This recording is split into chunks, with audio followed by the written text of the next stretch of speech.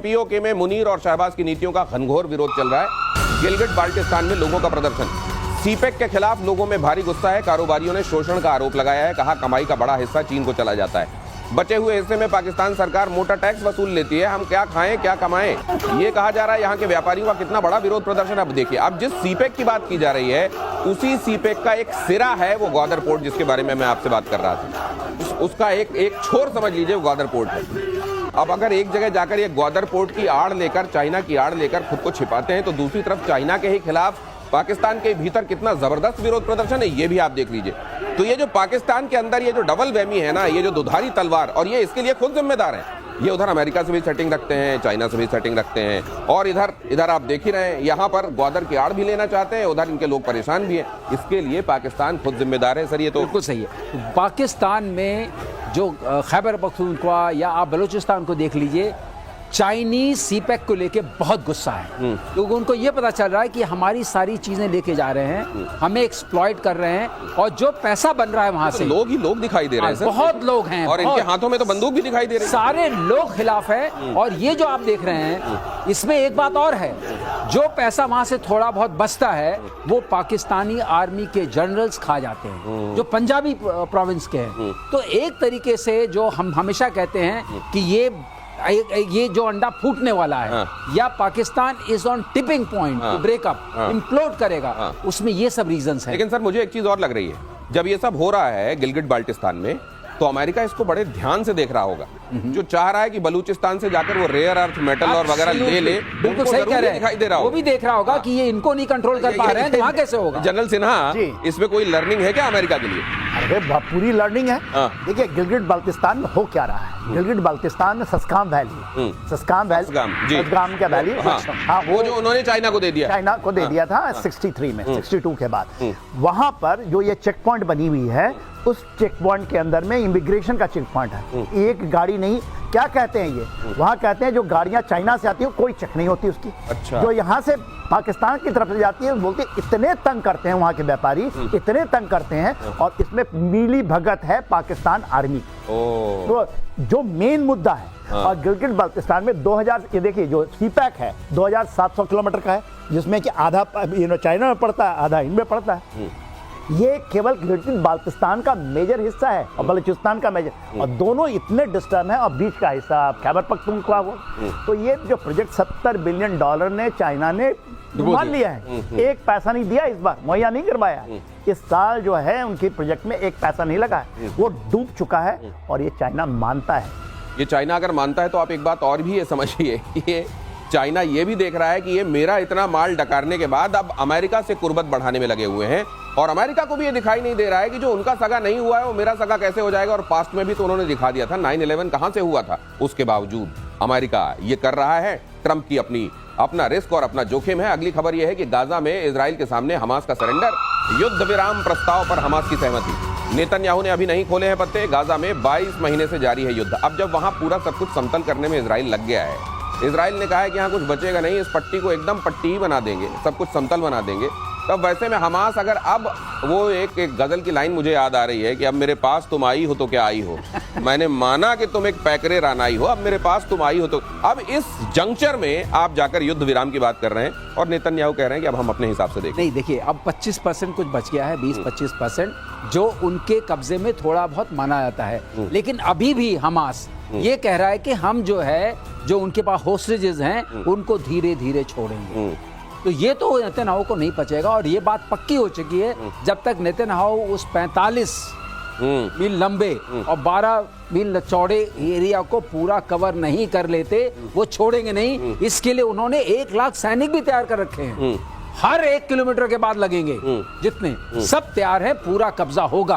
और कब्जा होके वो कहते हैं अब तुम छोड़ो, कब छोड़ोगे। बात सही बात लग रही है। और बताइए, अगर मैं सही हूं तो हो सकता है कि ट्रंप की तरफ से कहीं से फोन जाता हो इनके पास, एक बार सीज फायर के लिए प्रपोज करके देखो ना, अगर मान जाते तो मैं आके क्रेडिट लेने के लिए हूं ना, क्यों नहीं कर रहे। 7वीं माला, क्या ये 7वीं माला? क्या जनरल सिन्हा ऐसा भी हो सकता है? एब्सोल्युटली। ये क्या कहते हैं, कतर ने किया है कि 10 देंगे, 50 अभी भी बंधक हैं, उसमें से मानता है, इजराइल मानता है कि 30 तो खत्म हो गए, 20 का वो कहता है आधा दूंगा आधा रखूंगा। हाँ, और ये उनको ट्रम्प साहब को लगता है कि देखिए उनका तो ये रिसोर्ट बनना है ना पूरा का पूरा, तो उसके पहले कोई डील हो जाए, कोई नाम आ जाए, अवार्ड मिल जाए, क्या हमने यहाँ भी समझौता आम के आम गुठलियों के दाम, रिजॉर्ट भी बन जाए, उससे पहले नोबेल भी मिल जाए। 62,000 लोग मर चुके हैं, 1.25 तो घायल हैं, वो कहेंगे हमने शांति करा। अरे लाखों लाख लोगों की मौत पर लेकिन अगर शांति का कबूतर उड़ाया जा सकता है तो ट्रम्प साहब क्यों ना उड़ाएं।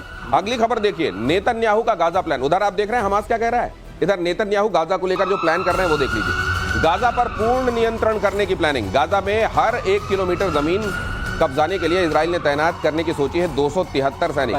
1 किलोमीटर में 273 सैनिक, लगभग 1 लाख सैनिकों को तैनात किया जा रहा है। अब आप सोच लीजिए, गाजा ये 43/12, अब ये गाजा यहाँ पर गाजा पर कब्जे के लिए ये हर 1 किलोमीटर पर 273 सैनिकों की तैनाती इधर चल रही है। उधर हमास कह रहा है हमसे शांति। मुझको लगता है खबर लीक हो गई, इसलिए हमास आके कह रहा है शांति वार्ता कर लेते हैं। अब खबर अब कहते हैं, अब आपने कही दिया है, चुग गई खेत, चिड़िया चुग गई खेत, अब आ रहे हैं अब शांति वार्ता करने के लिए।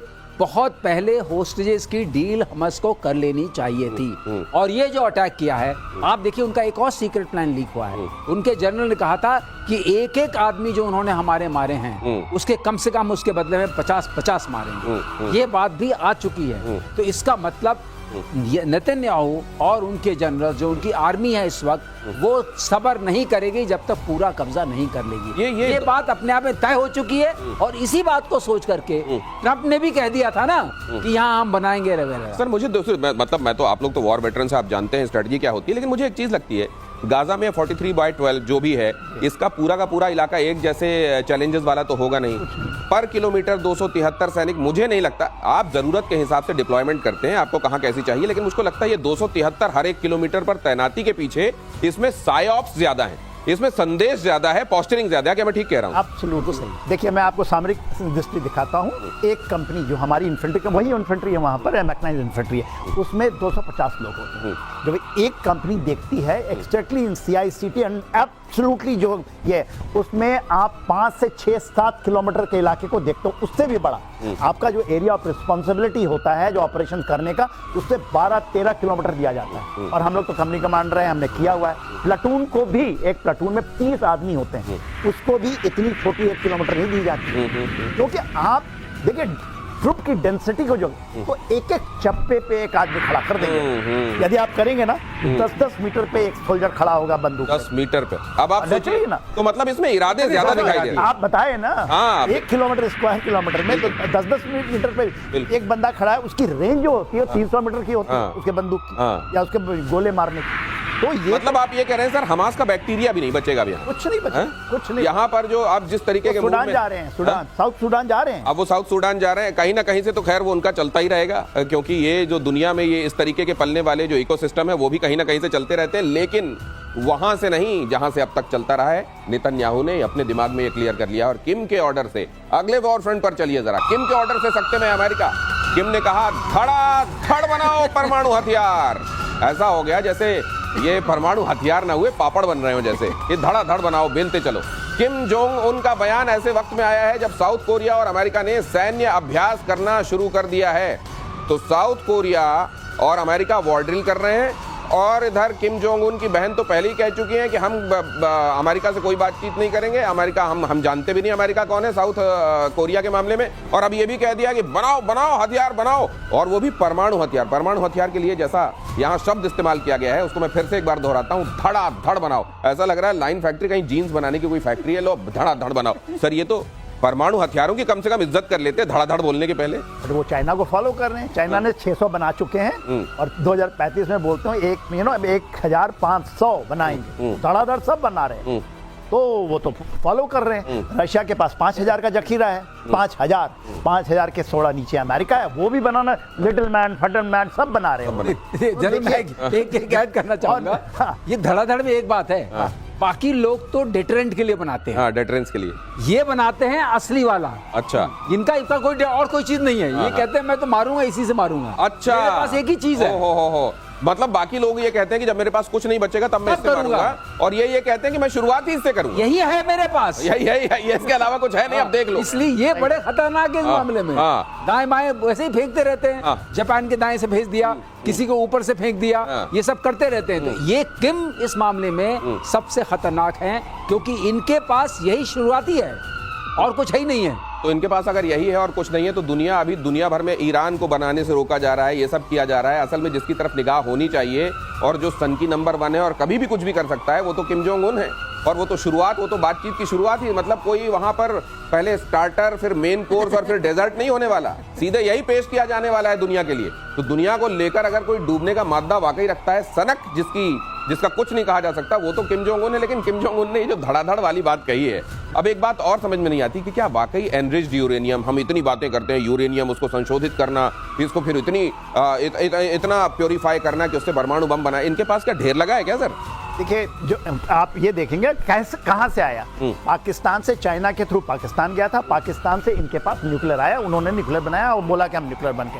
अभी तो रशिया भी उनके पास साथ में, उनका स्ट्रेटेजिक पार्टनरशिप है, मोस्ट ट्रस्टेड स्ट्रेटेजिक। 12,000 सोल्जर भेजा केवल नॉर्थ कोरिया ने, चाइना के साथ बहुत बड़ी दोस्ती, तो उसमें कहीं कमी नहीं आएगी। यदि इनकी मंशा होगी और डिटरेंस पैदा करना है तो ये तो 3,000 5,000 से भी ज्यादा बना देंगे।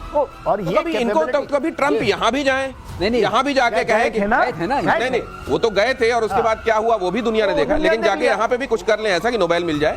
दिनेश, ऐसा भी तो है, इनका ये है कि इन्होंने जैसे उन्होंने पाले हुए हैं कुछ पाकिस्तान, ये वो, ये इन लोगों के हैं। ओ अच्छा, ओके। ये उनकी तरफ से, रशिया की तरफ से, चाइना की तरफ से, दोनों तरफ से डील करते हैं। ओके।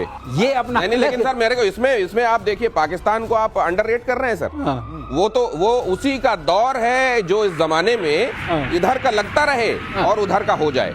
ये पाकिस्तान में है सर, बहुत लगता है इधर का है, हो उधर का जाता है, इधर का माल खींच लिया। और मुझे लगता है कि विश्व शक्ति, खास तौर से जो समझा जाता है पोल सपाट है, जैसे अमेरिका और चाइना, उनमें अगर कोई ब्रिज बन सकता है सर, हाँ ऐसा खतरनाक ब्रिज, ये केवल ये मुनीर का ही बन सकता है। मुनीर का ब्रिज।